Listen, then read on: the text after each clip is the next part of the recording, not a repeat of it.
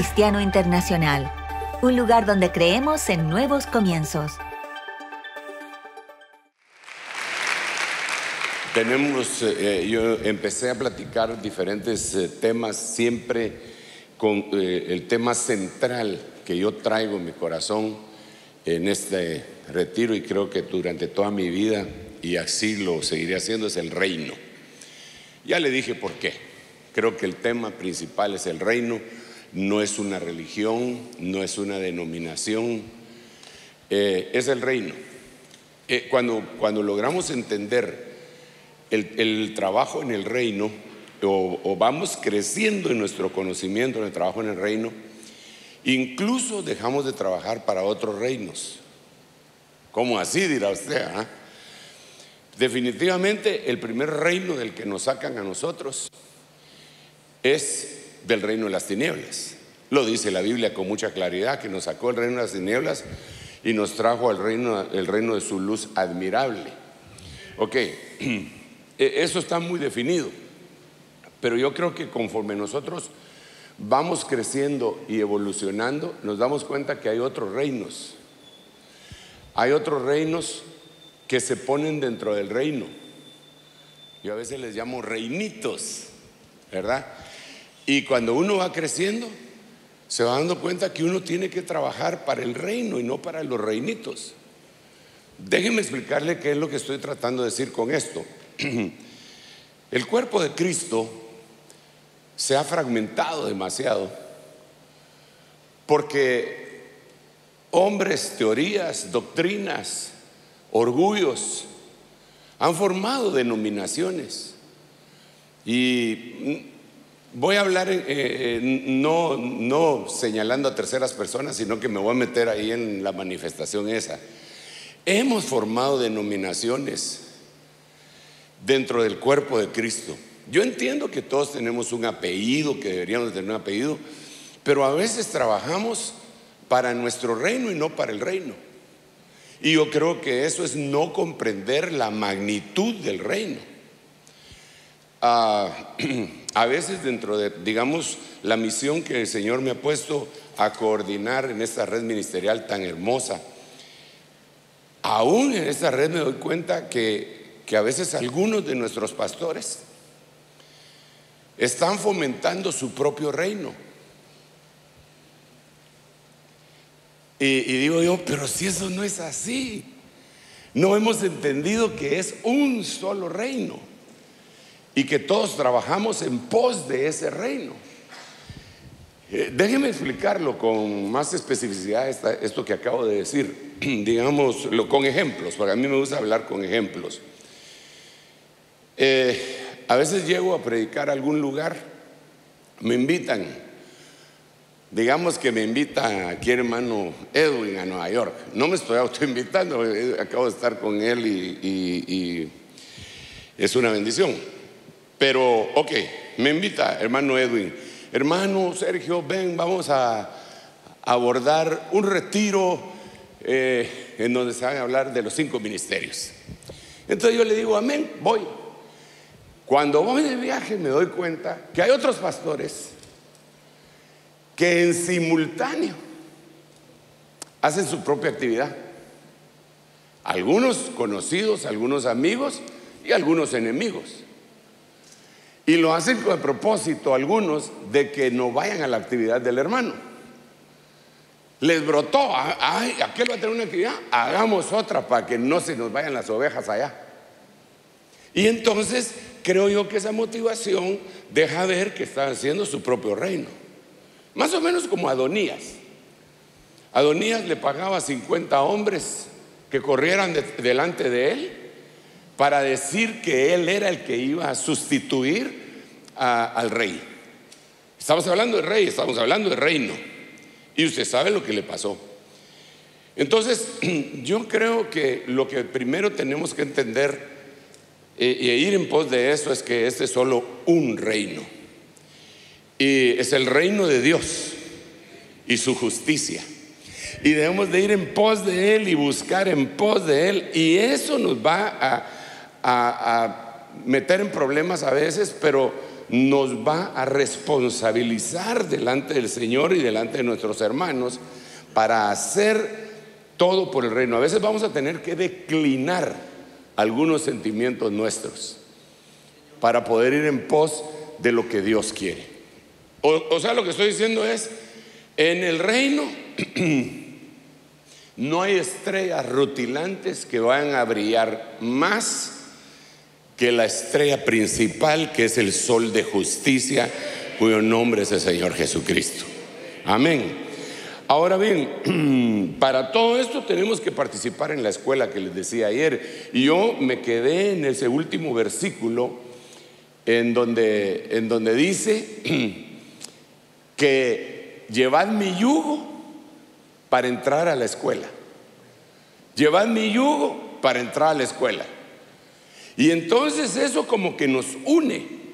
Cuando entramos a la escuela, eso nos une. Si lo ponemos desde el punto de vista secular, ustedes estudiaron en alguna escuela y después ya en su vida laboral se encuentran con alguien y dice: ¿y tú dónde te graduaste? Y resulta que se graduó en la misma universidad que usted. Vos te graduaste en esa universidad. Sí, somos colegas. Hasta parecería que solo el hecho de haberse graduado en la misma escuela le da un plus como para encontrar el trabajo en esa misma empresa. Como que nos hace uno, como que nos... Fíjese que en Guatemala hay una escuela militar que se llama Politécnica. Y ellos tienen una fidelidad dentro de ellos mismos impresionante. No sé si aquí será igual o en los otros. Me imagino que debe ser lo mismo porque son los mismos principios militares que los rigen en todos lados, ¿verdad? Pero ellos tienen una cosa que se llama su centenario. Es decir que como todos tienen un número, cuando le toca, digamos, yo me gradué y soy coronel y de repente mi centenario es subteniente, pero le tocó los últimos 3 números le tocan, yo lo tengo que ayudar a él. Ni lo conozco, pero por ser mi centenario lo tengo que ayudar, más o menos como hacen los masones, que el Señor los reprenda, ¿verdad? Pero eso era otra cosa. Ahora, entre nosotros, eso es lo que deberíamos de hacer: ayudarnos, apoyarnos, bendecirnos y saber que estamos en pos de un solo reino y meternos a la escuela. Ahora, esta escuela, yo quisiera hablar de algunas de estas escuelas. Tengo un versículo acá. Vamos a ver. Aquí está. No sé si se mira, ahí está. Esta es la versión TLA con deuterocanónicos. Dice Salmo 84 según ellos y Salmo 85:1, que sería el equivalente. Himno de la escuela de música de Coré. Dios mío, tú has sido bondadoso con esta tierra tuya. Le devolviste a Israel su antigua felicidad, le perdonaste a tu pueblo su maldad y sus pecados, etc. Pero lo que me llama la atención es que en la escuela del reino, en la escuela del Señor Jesús, hay una escuela de música. Eso es tremendo, porque entonces tiene que haber una enseñanza musical que provenga de Dios para que pueda fluir. Y eso tiene que haber especialistas. Tiene que haber gente que el Señor levanta con esa visión, con esa unción, con esa enseñanza. Pero los parámetros bíblicos, no necesariamente de ritmos, sino que los parámetros del corazón del adorador, del que se va a presentar en la escuela musical, tienen que estar en la Biblia. Y yo logro ver en las órdenes sacerdotales que David dejó establecidas para cuando se fundara el templo llamado de Salomón, que Dios dejó cuáles eran las condiciones y actitudes que deberían de tener los salmistas. 24 sacerdotes con sus nombres y su significado cada uno, que tampoco lo vamos a abordar, pero lo estoy mencionando para que lo podamos ir a estudiar y a desgranar. La música, mis estimados hermanos, con la música se gobierna. La música hace que penetre el mensaje hasta nuestro subconsciente.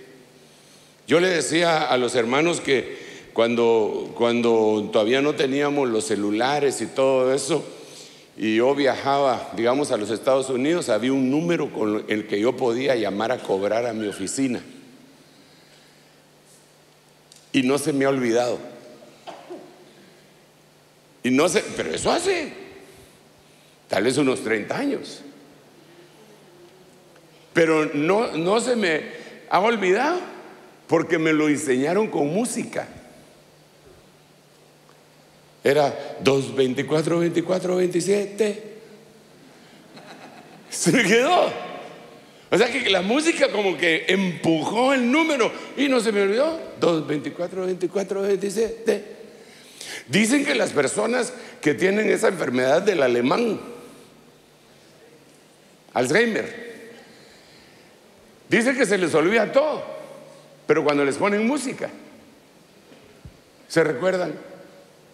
¡Qué misterio! Ahora en el cerebro con la música.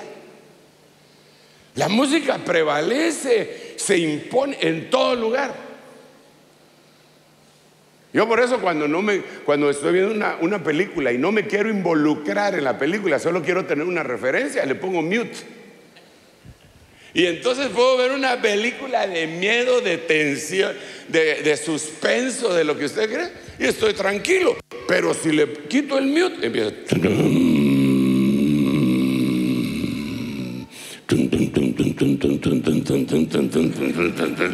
Y así.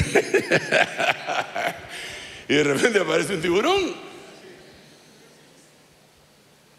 Tú vas a un restaurante y te ponen música. Qué tremendo es el cerebro, hermano, porque te ponen música, pintan de determinados colores para que te dé más hambre. Sí, de veras. Dentro de las especialidades que hay está cómo adornar un restaurante, dependiendo si es de comida rápida. Lo que hacen es que aunque le pinten de colores y toda la cosa, ponen la música a nivel alto y los asientos no son cómodos. Entonces la gente llega al mandado y no al retozo. Solo pide, come y se va. Pero si es otro tipo de restaurante, le cambian el ambiente, pero siempre el elemento principal va a ser la música. La música por los siglos de los siglos ha sido utilizada como una herramienta. Yo veo la música, en mi escaso entender musical, yo veo la música como una herramienta que me lleva. ¿Sabe cómo la miro yo? Como aquellos surfistas que agarran una ola, se suben en la ola y ahí van equilibrándose. Yo veo la música como esa ola que puede llevarte, subirte, bajarte, ministrarte. Hay música y algunos que conocen de esto nos hablan que la música, algunos tonos pueden estar ministrando alegría y algunos otros tonos pueden estar ministrando tristeza. ¿Por qué no echas una manita?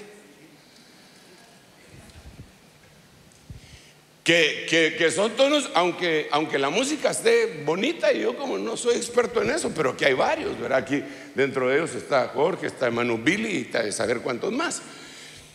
Pero es importante que nosotros distingamos eso, porque con la música se puede incluso manipular a la gente. Y no es eso a lo que nosotros hemos sido llamados. Nosotros jamás somos llamados a manipular a la gente, sino que a ministrarle, a bendecirles, ¿verdad? Entonces, dentro de las escuelas del reino debe de haber una escuela musical. Y mientras nosotros no tomemos la iniciativa de fundar esa escuela musical, se van a meter otro montón de escuelas musicales que van a hacer vagar a los nuestros por el desierto. La música puede ser mortal. Está comprobado incluso que en la Segunda Guerra Mundial los alemanes nazis utilizaban la música de un músico famoso llamado Wagner. ¿Tú sabes de Wagner, no? Pero no tienes en la mente algún... Sí, mejor. Richard Wagner. Una música así, con tonos alegres.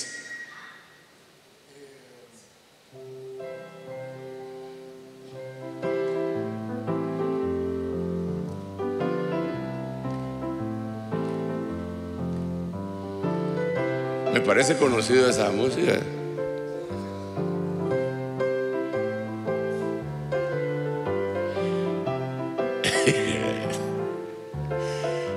Y una triste. Porque ¿cómo se diferencia?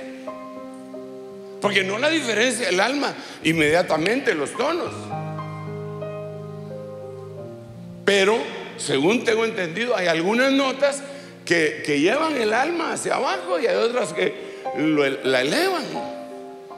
Pero ¿cómo lo vamos a aprender nosotros si no somos músicos? Los hermanos recibieron y tal vez desde niños empezaron a tocar piano y los instrumentos, pero la iglesia, aunque es musical, no ha recibido esa enseñanza. Entonces, ¿quiénes son los encargados? Definitivamente tiene que ser el pastor. Pero yo, hermano, le digo a los hermanos, yo si toco la puerta me desafino. Entonces, ¿cómo podría yo ser el líder musical de la iglesia si no por el Espíritu? Porque entonces uno puede detectar y dice, ese himno no me gusta. Pero no es que me guste por mis deseos y por mis gustos, sino que hay algún relojito interno que te dice, eso no está bien. Eso no está bien.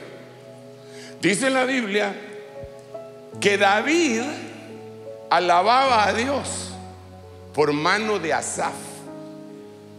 O sea que el que tocaba era Asaf, pero el que supervisaba era David.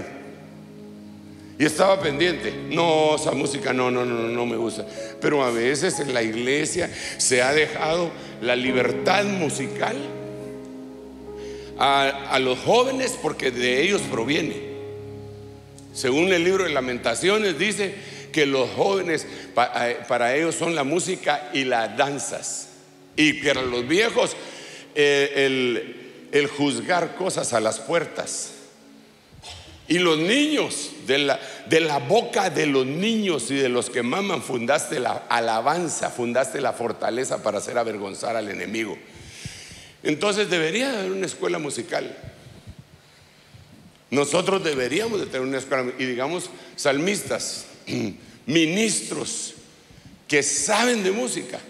Nos deberíamos de unir en un mismo espíritu para poder decir esto sí, esto no, esto es peligroso, y poder poner una bandera para advertirle a todos nuestros jóvenes. Ayer oíamos a hermano Pablo Lai que testificaba de un movimiento que ha destruido más de 90 iglesias en Argentina. Así lo entendí yo. Así lo dije, más de 90 iglesias con la música. Necesitamos entonces inscribirnos en la escuela musical. Como ya te hice que subieras ahí, tocate un himno así alegre, porque si no, no voy a poder seguir predicando.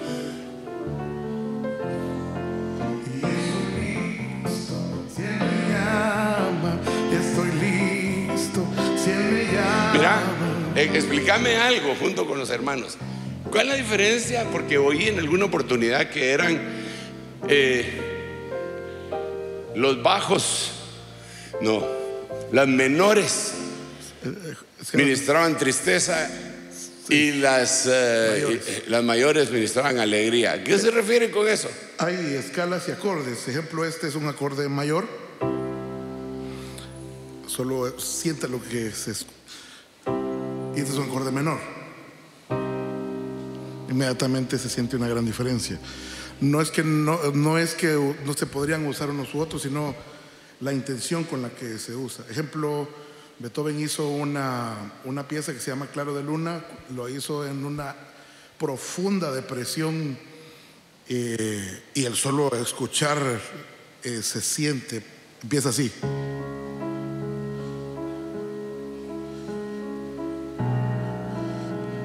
Se siente cada cambio. Y ahí ya está por cortarse las venas. Sí.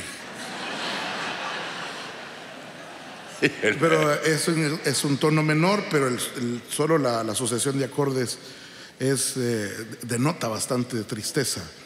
En cambio, una pieza mayor, inmediatamente el alma reacciona de diferentes formas. Pero no en todo caso. Por ejemplo, tenemos canciones que nosotros las hacemos en nota menor, pero no reacciona el alma con tristeza, sino que reacciona más bien en una compenetración más adentro. Por ejemplo, edificamos un lugar especial para ti, donde siempre son menores. En el caso de la música judía tienen una razón ellos para hacerlo. La música klezmer, ellos dicen que tocan en tiempo de diáspora, tocaban en nota menor por la tristeza. No, como un lamento por Jerusalén. Sí, pues. Tristeza por esa razón. Pero aún así había fiesta. Aún así había fiesta.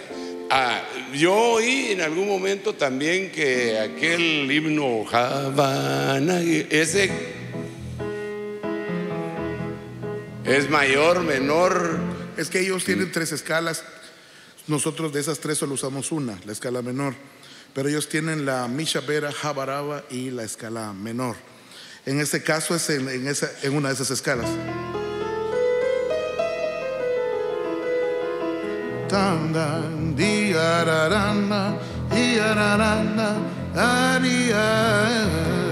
Vaya, pero nosotros tocamos todo eso en las iglesias sin el menor conocimiento. Y digamos, esta última, gracias Jorgito, esta última, digamos, a mí me emociona. A mí me emociona, y yo fui a averiguar por qué me emocionaba tanto. Mira, ya te bajaste. No. Perdón, ya voy. Me he detenido demasiado. Hay un himno que a mí me hace pedazos, que es Amazing Grace. Amazing Grace, how sweet the sounds that saved a wretch like me. Pero lo que yo oí fue que ese himno se tocaba solo con las teclas negras. Es la pentatónica. ¿Y eso son menores, mayores o qué son? Es un modo que se le llama la escala pentatónica, que solo tiene 5 tonos. Es parte del modo temperado que usamos en este tiempo. Pero según historiadores de música, es la forma tonal más antigua que hay y está metido en el ADN del ser humano. Bobby McGriff hizo un ejercicio social teniendo un auditorio de más o menos unas 2-3 mil personas, y él se paró enfrente y sin decir nada solo empezó a saltar en el mismo lugar y a cantar. E hizo que todo el mundo hiciera. Luego saltó un paso más. Y luego empezó a saltar de regreso y toda la gente lo seguía con solo saltar, porque es algo que está dentro del ser humano. Curiosamente, son la mayoría de notas que usamos en un cántico nuevo. Las negras. Que vendrían a ser el orden que siguen las teclas negras. Bueno, nos tardaríamos toda la mañana y ya me estoy picando en preguntar, entonces, pero yo pregunto por usted. La cosa es que tenemos que tener una escuela musical en la escuela del reino. Pero ahí ya me fui. ¿Son qué? Que son 5 notas, la pentatónica, por eso son 5. Tiene que ver con 5 ministerios.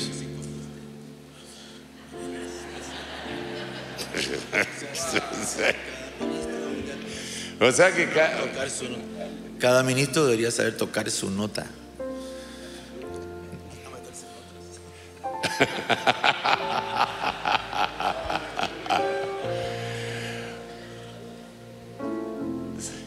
That save the wretched. Gracias, Jorgito, hoy sí ya no te molesto. Pienso. Entonces, dentro de la escuela del reino, nos abre paso a la escuela de Jesús. Pero dijimos que la escuela de Jesús tenemos que entrar poniéndonos un yugo.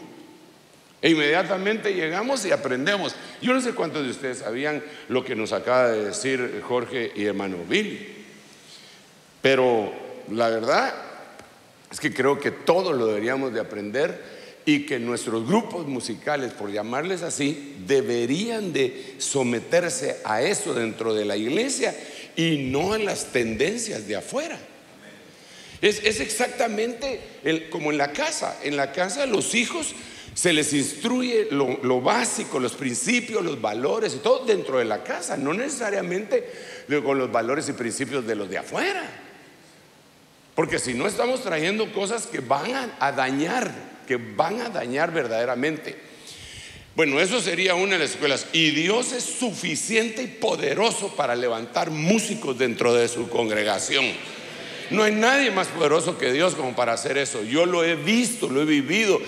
Cuando yo llegué a la iglesia en donde ministro, el grupo musical de alabanza que había ahí era de lo mejorcito que tenía la misión. Cuando yo llegué, eran los únicos que teníamos vientos. Éramos los únicos. En toda la misión no había, y aquellos cercan saxofón, trompeta y todo. Cuando yo llegué, se fueron los malvados. Ni un mes me aguantaron y me dejaron sin alabanza para el Señor. En un mes me los acabé, hermano. No aguantan nada. A usted cuando le han aguantado, a saber, pero a mí un mes, hermano. Y se fueron un montón. Casi todos se fueron de la iglesia. Y empezaron a venir otros que sí se convirtieron en hijos. Porque aquellos, para ellos yo era Sergio. Yo no era su pastor. Ni siquiera era su predicador. Entonces empezaron a ir. Pero los que empezaron a llegar, ya era yo su pastor. Ya no era su predicador, su pastor. Y con el paso del tiempo, muchos me reconocen como un padre espiritual. Entonces, y hemos tenido que explicar mucho esa cuestión de la paternidad espiritual. Pero volvamos al punto. Entonces, yo no te conocía, Jorgito, que usted era conocido, nos hubiéramos rayado en ese tiempo. Hermano, me cayó una hermanita que era pianista profesional y que daba conciertos en Europa, y se quedó varada en Guatemala y empezó a asistir a la iglesia. Y yo dije, esta es la respuesta a mis oraciones. Entonces yo le dije a ella, a la hermana, se me iba a salir el nombre, pero gracias Señor que no, tal vez me está oyendo. Entonces le dije, hermana, yo creí que iba a saltar de la alegría a ella. Este domingo le toca el teclado. Se me quedó viendo. Ella era muy sonriente, pero se le desdibujó la sonrisa. Me dijo, lo siento, hermano, yo solo toco piano de cola. Y yo, como no sabía nada de eso, creí que ella tocaba así.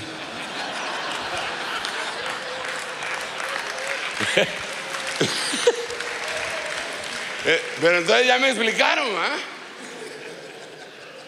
Y entonces dije, yo le consigo uno, hermana. Yo le consigo un piano de cola. No, me dijo. Yo solo, entonces, pues no quiso. Entonces yo me fui un poco triste a orar al Señor, porque necesitaba una escuela musical. Y entonces el Señor me habló y me dijo: no busques aptos, busca fieles, y yo te los voy a hacer aptos. Y me lo corroboró con Hebreos capítulo 13, cuando dice que la sangre de Cristo nos ha hecho aptos para toda buena obra. Entonces entendí que lo que teníamos que hacer era agarrar a hermanos que querían y que eran fieles y empezar a rociarlos con la sangre. Empezar a rociarlos y de repente iban a brotar los músicos. Entonces me iba a orar todos los días en la mañanita. No tenía muchas entrevistas ni citas, los hermanos no iban a recibir consejería ni ministración. Ahora todos quieren, pero ahora no puedo. Entonces yo me tiraba detrás del púlpito a orar: Padre, por favor. Y yo no sabía que el guardián le abría a un jovencito que llegaba antes que yo, que se iba a ensayar en la batería. Entonces se lo conquistó al guardián y él le abría y él se ponía en la batería, y cuando le decían que había llegado se escondía, pero a veces yo lo agarraba, pero no lo miraba, se escondía detrás de la batería. Entonces el que oía mi oración era Dios y ese metiche. El escondido, mientras yo oraba, escondido. Y ese muchacho, después de que se habían ido los grandes músicos, ese muchacho empezó a tocar batería, bajo, guitarra, trompeta, casi todos los instrumentos. Aprendió por sí mismo. Cuando yo sentí, estaba, mire, no era el encargado de la alabanza porque era muy joven y le faltaba un poco de madurez, pero lo musical el Señor lo dotó. Entonces entendí lo que el Señor me había dicho, y por eso te digo, funda una escuela musical con estos parámetros y estos principios. Otra cosa, no te lleves músicos de otras iglesias, no lo hagas. En el principio bíblico lo que dice es: de la boca de los niños y de los que maman fundaste la fortaleza, la alabanza, para avergonzar al enemigo. Entonces, ¿sabes qué hicimos nosotros? Hicimos una escuela que se llama Escuela Música EMI. Y entonces ahí empezamos a agarrar a puros muchachitos. Y empezamos y los que no tenían para pagar, porque había que pagarle a los maestros. Entonces hicimos una beca. Los que no podían pagar, yo hice una beca para honrar a mi esposa, beca María Leticia Garzaro de Enríquez. Y entonces se les pagaba a los muchachitos para que ellos pagaran a los profesores que eran de la iglesia. Y entonces fundamos esa escuela. Y de repente empezamos a ver un montón de muchachos, porque le quiero contar un secreto: los muchachitos crecen. Ese es un misterio. Y nosotros envejecemos. Ese es otro misterio. Ahora, hermano, hay una cantidad de músicos que salen y brotan y son muchachitos. Entonces, dentro de la escuela musical, yo te recomiendo que motives a los niños, que no regañes a los muchachitos que a veces se suben y se sientan en la batería, porque eso es lo que más los atrae al principio. Y se meten a hacer un montón de cosas y todo. Bájenme eso es sagrado. Pero ¿qué es más sagrado? ¿El muchachito que el Señor mandó? ¿O la batería? Claro que tiene que haber un orden, pues, por favor, no estoy propugnando por el desorden, pero lo que me refiero es que hay que motivar a los niños, fundar una escuela. Bueno, voy a seguir porque me he detenido demasiado en esto y realmente no es mi mero expertise y solo me queda, bueno, hoy sí no estoy en menos. Yo hice, mientras pensaba en esto, hice mi dibujo muy básico, hermano, que hasta me da vergüenza mostrárselo, pero como ya le agarré confianza.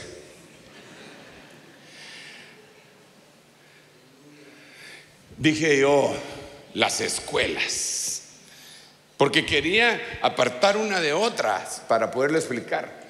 Entonces ahí hay una escuela de Jesús, esa la vimos, pero hay que seguirla viendo, que contiene a una escuela de Gamaliel, que esa de Gamaliel tendría que ser de los maestros, el equivalente a la escuela del ministerio magistral. Hay una escuela de los profetas, esa es tremenda, hermano, ya se la voy a enseñar. Hay una escuela apostólica, esa aparece también bajo el nombre de la escuela de Tirano, ¿ok?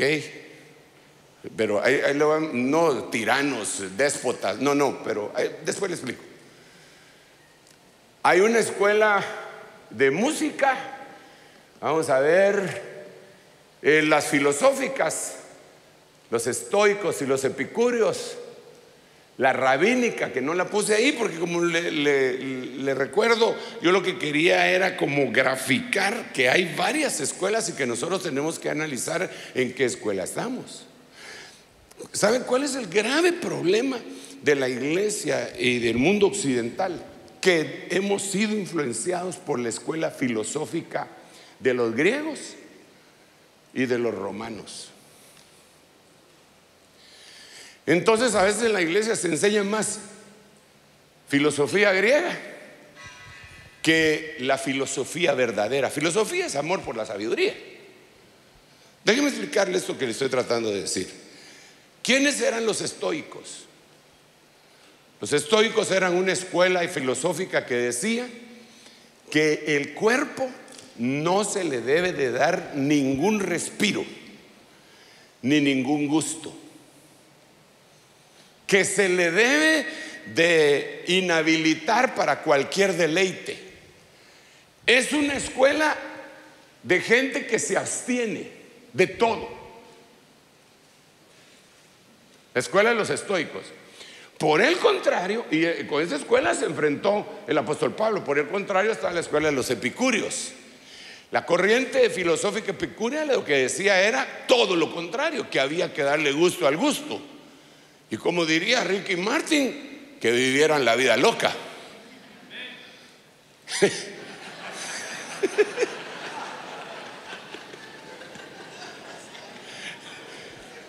Esas eran las dos corrientes que se contraponían. Pero si usted se da cuenta, esas tendencias de sabiduría se meten en la iglesia. Por un lado está la gente que cree que con cilicio, con sufrimiento, con ayuno y oración se consigue todo, con abstinencia. Pero Colosenses dice que el ayuno, la oración y todas estas cosas tienen fama de ser espirituales, pero no sirven para nada para sojuzgar a la carne. O sea que usted no está a favor de la oración. ¿Cómo no? Todos los días que estoy en Guatemala nos levantamos a las 5 de la mañana y a las 5:30 estamos orando. Todos se juntan como 4,000 personas a orar por Zoom y YouTube y todos esos medios que hay ahora. Yo, sí creo en la oración. Yo sí creo en la oración. O sea que usted no, entonces lo que no cree es en el ayuno. No, yo sí creo en el ayuno. Si el Señor dijo que a nosotros nos iba a tocar ayunar en algún momento. No lo dijo. No dijo, cuando ayunéis, ¿qué más? No seáis como los hipócritas. Cuando ayunéis, échense Bril Cream. No den apariencia que están todos famélicos. Estoy ayunando. Ya llevo 7 días.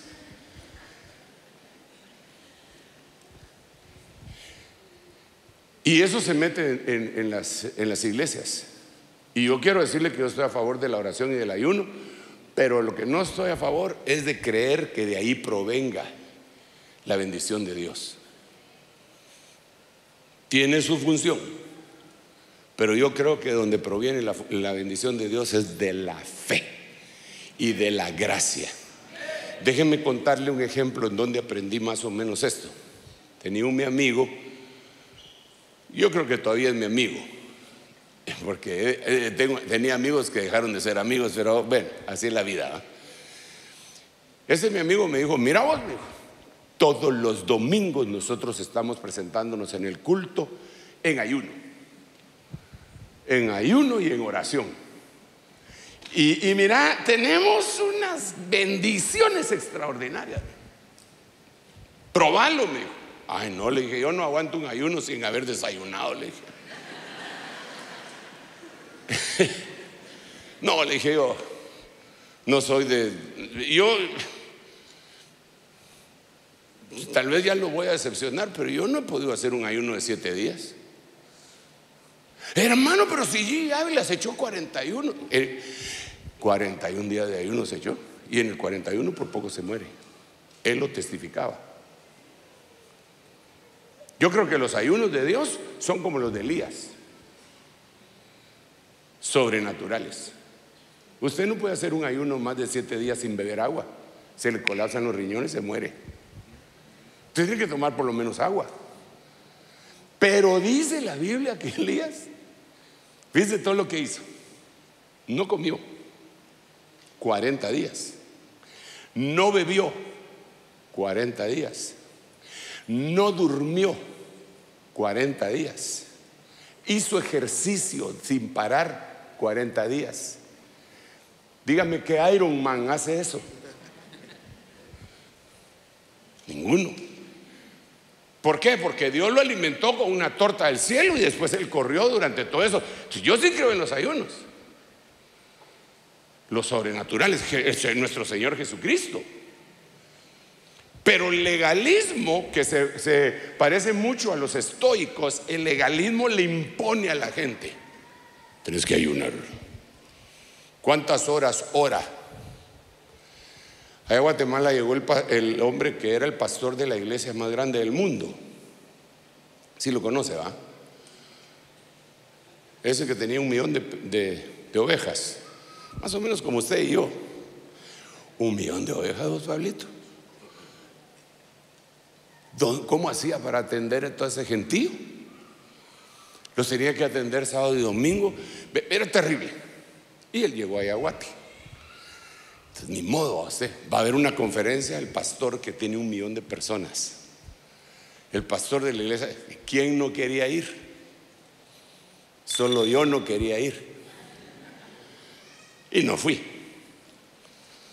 Pero fueron un montón de hermanos. Entonces le dijeron a él, le presentaron a mi amigo: mire, hermano, este es el hombre que más ora en Guatemala. Un pastor que sí oraba, sí se pasaba orando. Entonces le dijo el chinito le decimos todos nosotros a todos los que son así, ¿verdad? Ya sea que sean de la China, coreanos, vietnamitas, chinos.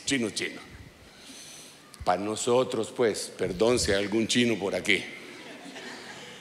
Entonces el chinito le dice al hermano: ¿cuánto oras? Con traductor, desde luego, ¿ah? ¿Cuánto horas? Y el hermano, todo modesto, 3 horas diarias. Por eso está Guatemala como está, nos dice, hermano. Les dice, porque yo no estaba ahí. Porque el hombre que más ora aquí, 3 horas ora en mi iglesia, dijo. Para ser diácono tienen que orar 3 horas diarias. Si quieren ser ancianos, 4. Si quieren ser ayudas de pastor, 5 diarias, hermano. Yo decía, pero ¿con qué razón estos son delgados todos? Decía yo, ¿verdad?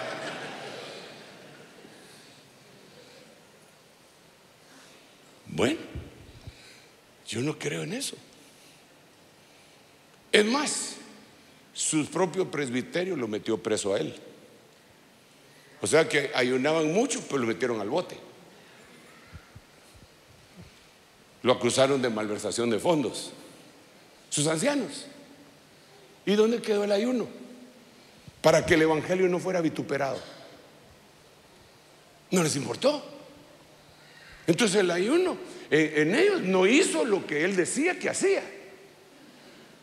¿Sabe qué es lo que hace en nosotros que seamos seres espirituales? La unción, la gracia, el poder, el bautismo con el Espíritu Santo. Eso cambia. Bueno, pero le voy a volver entonces a mi amigo. Entonces me dijo, yo le dije, yo no estoy de acuerdo, le dije. A mí me gusta buscar a Dios, definitivamente. Dios es mi vida, es mi universo, mi océano, y a mí me gusta estar con Dios. Y otra cosa, no me gusta orar a destajo, no me gusta orar con cronómetro. 1 hora, ya soy súper. No, yo paso orando todo el día, creo yo. Yo en algunos momentos estoy, Señor, ¿y qué hago? Y yo sé que a usted también. A veces usted va manejando y se le atravesó algo. Mira, Señor, cómo se me atravesó ese incircunciso. Por favor, que no le pase nada malo, Señor, pero que sea más consciente. ¿Y vos esté orando o no está orando? No, pero esa no cuenta, ¿va? Bueno, pero el punto es el siguiente. Entonces el hermano me dice, fíjate vos de que empezamos a hacer ayunos en la iglesia el día domingo, vieras cómo la gente recibe más y todo. Mira, te voy a dar mi explicación. Si la querés recibir, recibíla, y si no, no. Solo antes de decirle mi explicación, quiero contarle que la iglesia de mi amigo se deshizo. Y entonces otra vez vuelvo a la pregunta. ¿Qué pasó con tanto ayuno? Yo no estoy hablando en contra del ayuno, que quede bien claro. Porque yo a veces digo cosas y la gente llega, hermano, yo sé que usted no cree en los sueños. Yo no he dicho que no cree en los sueños. Yo lo que digo es que hay gente que sueña por indigestión y se lo quiere atribuir a Dios. Eso sí lo he dicho yo. Pero yo sé que parte del lenguaje de Dios es por medio de los sueños, lo dice el libro de Job. Entonces yo no estoy diciendo que no creo en el ayuno. Yo sí creo en el ayuno, pero no de la forma como los hombres lo han mostrado, enseñado, ministrado e impuesto.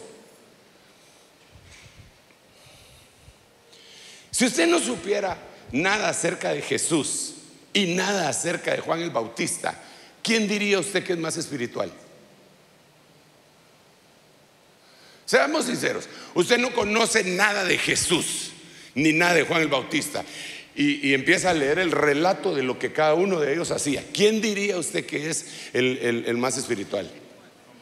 Juan el Bautista no comía ni bebía, no se iba a meter con los publicanos, no les hablaba a las rameras. Cuando miraba a Herodes, no te es lícito estar con la mujer de tu hermano. Vestía traje de camello, que es peludo con pelo grueso, que como pica, hermano. Yo a veces mando mis camisas a la lavandería y no les quito la cosita con la que identifican, que es una cosita de plástico, y me empieza a picar, hermano, hasta que lo quito. A veces hay algunas manchas que traen las camisas así como esta.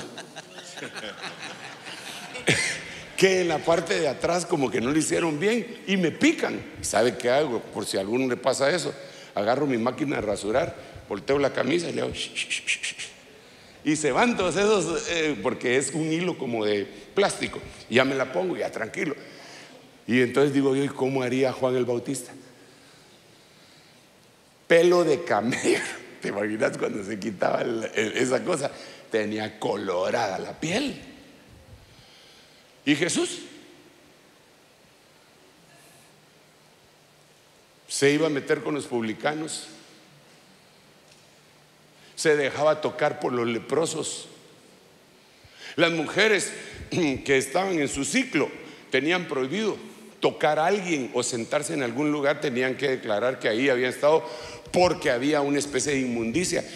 Y Jesús sanó a una que tenía 12 años de tener una hemorragia ininterrumpida. O sea, él quebrantaba todo.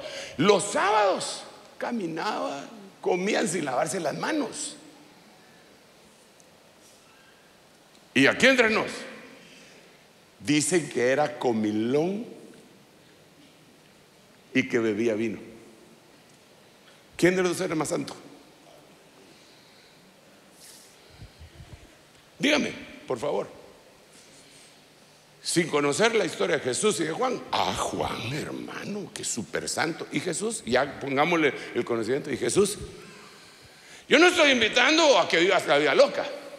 Solo te estoy diciendo que la escuela de los griegos estoicos se metió en forma de legalismo en la iglesia. Y no podemos vivir así. No coma eso, hermano, se va a contaminar. Si algo sucede de esa manera, dice la Biblia que por causa del hermano no comamos, por la conciencia de él, pero no por la nuestra. A mí me gusta la comida china. Anoche nos dieron una comida tan rica aquí, hermano, que mejor no le cuento porque le va a dar envidia. Y tenía saborcito como a comida china. Y yo llego a la comida china y de entradita hay un Buda. Antes de que le den mesa a uno,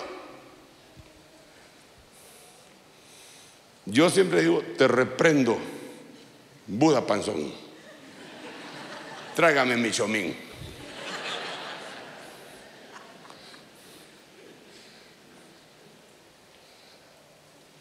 Perdón si hay algún budista.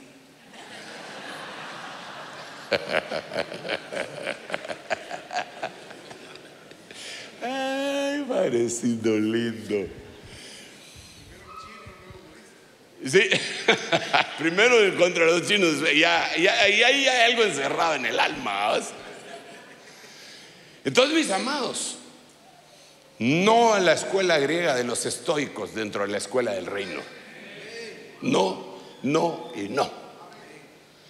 Pero por el otro lado tenemos la escuela de los epicúreos, que esos serían la homologación en este tiempo de los libertinos. Puedes hacer lo que te da la gana. No hay castigo de parte de Dios. Y dice la Biblia en el libro de Primera de Pedro y también en el libro de Judas que en el último tiempo se iban a levantar maestros. ¿Y los maestros a dónde van? Pues a las escuelas, enseñando estas teorías. Yo he oído gente decir que cuando uno peca, peca con el cuerpo, pero no con el alma ni con el espíritu. Pero ¿de dónde sacaron semejante cosa? Si para pecar bien tiene que ser integral, dijo aquel.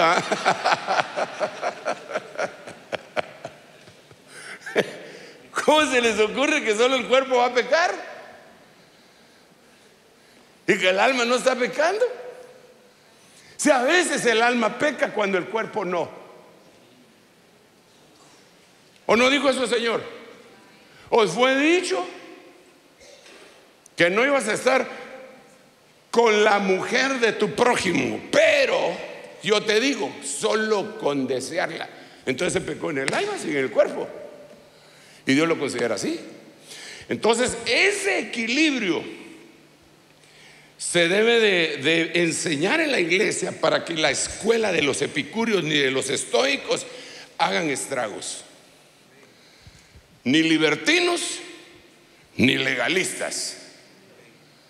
Y la rama, y ya con esto finalizo porque ya voy a decir voy menos, pero la rama más peligrosa de los legalistas antes era aquellos hermanitos que decían que las mujeres que se ponían pantalón no iban a entrar al cielo, que los hombres que usábamos barba o nos dejábamos patillas o bigote tampoco.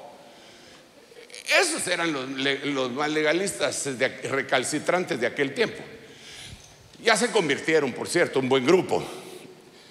Pero ahora el legalismo es más sofisticado. Son los judaizantes. Porque esos vienen con Baruch Hashem Adonai, Yeshua HaMashiach, y empiezan a hablarte un idioma que no es del reino. Es hebreo, pero no es del reino. Y te empiezan a agarrar y a agarrar y a agarrar. Y con trampas tremendas, sobre todo si nosotros no tenemos identidad. Y ni siquiera, no estoy hablando de identidad terrenal, sino que identidad espiritual. ¿Sabes cómo han llegado allá? A veces llegan con historias ciertas y después le dan el zarpazo con la mentira.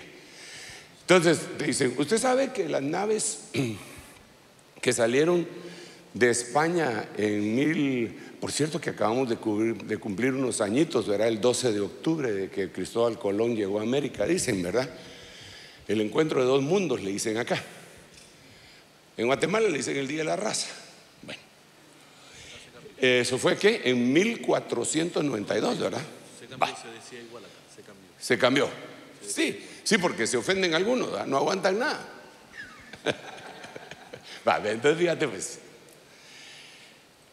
Empiezan con eso. Usted sabe que las naves que zarparon de España en 1492 y que vinieron a América no era gente delincuente, sino que eran judíos sefarditas huyendo de la corona española, y ellos mismos habían subsidiado su viaje con joyas que le dieron a la reina para poderse venir.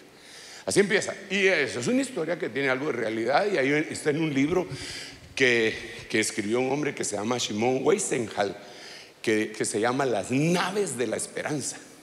Bueno, entonces dice que vinieron para acá, para América. También es cierto. Eso también es cierto. Y entonces dice que se cambiaron sus apellidos, se pusieron apellidos para que no los controlara la Inquisición. Pero yo leí el libro de la Inquisición. Yo leí un libro de la Inquisición en donde están todos los apellidos de los judíos que se cambiaron sus apellidos. Entonces le dicen a uno, todos los apellidos que terminan con EZ o ES provienen de Eretz.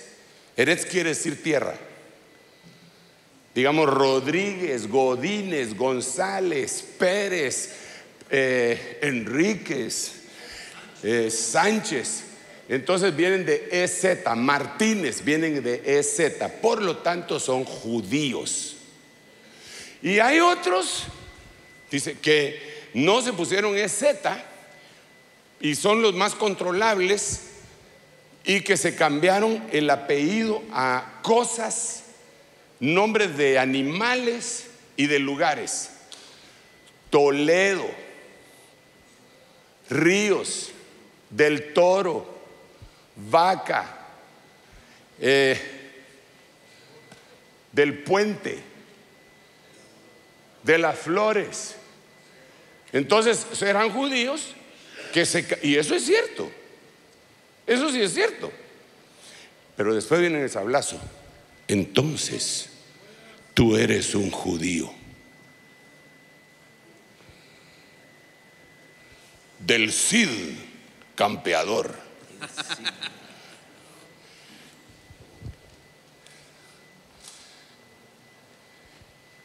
Digamos, hay nombres que no terminan así, pero como Ortiz. Ortiz quiere decir la luz del mundo. Y son apellidos que provienen de la rama judía. Entonces, como nosotros amamos al pueblo del Señor que aparece en la Biblia, hermano, entonces te dicen: usted es judío, hermano. Usted es judío. Usted es judío, hermano Ronald. Hasta la barba le ayuda. Ortodoxo. Entonces empiezan a meterle legalismo. Y la Biblia habla en el libro Apocalipsis 2 veces en contra de la sinagoga de Satanás que se mete en la iglesia. Entonces vamos a orar hacia Jerusalén. Perdón, ¿dónde está el oriente aquí? Alguien que me oriente. ¿Dónde está el oriente? Oriente. Ahora, entonces vamos a orar hacia Jerusalén. ¿Para dónde? ¿Para allá? Vamos a orar hacia... Ya te vi. Ahorita voy. Vamos a orar hacia allá. Es una escuela judaica con talit. Le dicen a uno que no guardamos el sábado. Ay, Dios mío, todavía hay que explicarles eso. Todavía hay que explicarles que el sábado es hoy. Porque así dice la Biblia. Dios pone un nuevo día de reposo hoy. Mañana lo vuelvo a leer y dice: Dios pone un nuevo día de reposo. ¿Cuándo? Hoy. Pasado mañana vuelvo a leer y dice: Dios pone... Y yo guardo todos los días de reposo. Yo estoy en el reposo de Dios, porque Jesús es el Señor del reposo. Bueno, entonces la escuela del reino, ahorita sí voy, vos, si querés empezás a tocar con eso, me presionás. La escuela del reino tiene que tener mucho cuidado para sacudirse de sus filas a la sabiduría epicúrea y a la sabiduría estoica. No son doctrinas del reino. Y tomar la doctrina de Jesús, la escuela de Jesús, la escuela de música. Me hace falta que platiquemos, pero no sé, tal vez mañana. Pero yo quiero hablarle de la escuela apostólica y de la escuela profética. ¡Jala! Esas dos escuelas son impresionantes, impresionantísimas. Nosotros tenemos una escuela profética más o menos todos los jueves. ¿Hoy qué día es? Así, todos los jueves nosotros tenemos una escuela profética con todos los pastores allá en Guatemala, y enseñamos principios proféticos, y generalmente invitamos a profetas y maestros de la palabra que iluminan lo profético, porque eso es una cosa que debemos de saber, que el ministerio de los profetas con el de los maestros está íntimamente ligado. Por eso dice la Biblia en Hechos capítulo 13: y había en Antioquía profetas y maestros. Y ahí estaba Pablo y Bernabé. ¿Por qué no dice había apóstoles? Los maestros y los profetas tienen que ir de la mano. Bueno, ese es otro tema, pero precioso. Entonces, eso es glorioso. Maestro y profeta, cubierto por apóstol, desde luego, por el ministerio pentagonal. Pero volvamos otra vez al asunto. Nosotros lo hacemos allá y damos enseñanzas, pero no basta la enseñanza así teórica. Habría que caminar con un profeta. Habría que hacerse acompañar por un profeta o acompañar a uno. Habría que acompañar a un apóstol o hacerse acompañar de uno. Porque ya dije ayer que la escuela no es un lugar. ¿Dónde moras, maestro? ¿Dónde moras? ¿Dónde está tu escuela? En la vida diaria.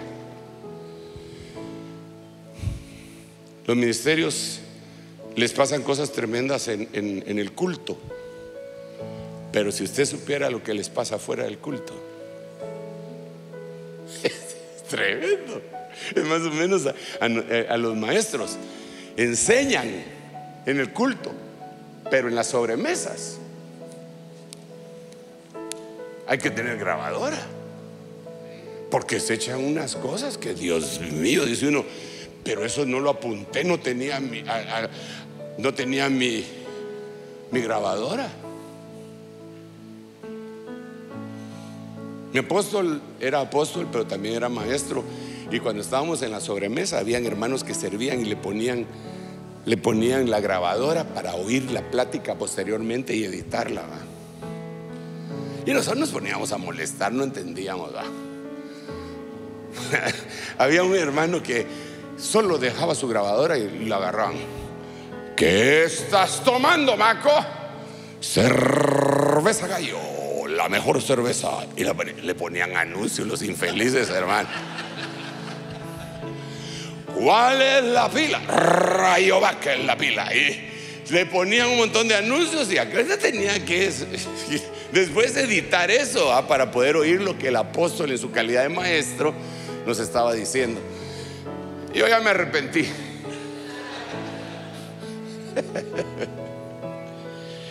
La vida es un regalo.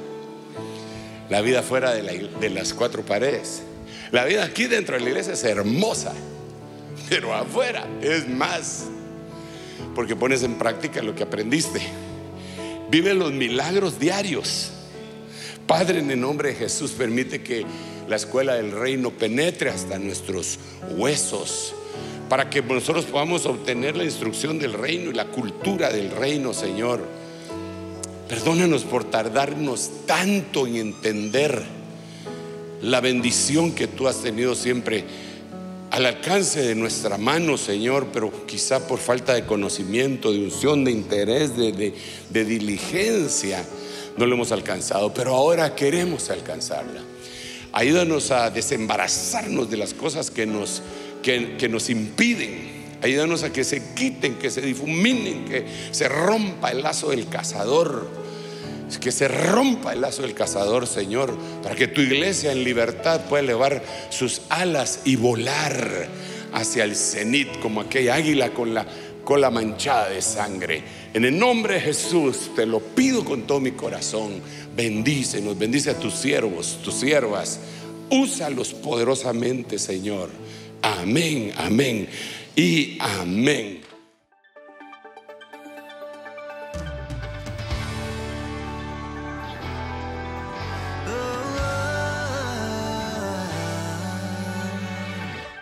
Vienen nuevos tiempos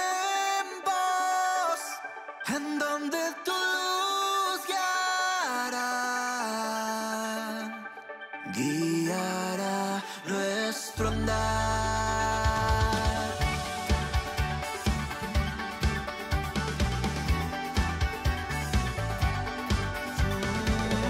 Creemos en lo que harás aquí, los nuevos comienzos a vivir. Centro Cristiano Internacional, un lugar donde creemos en nuevos comienzos.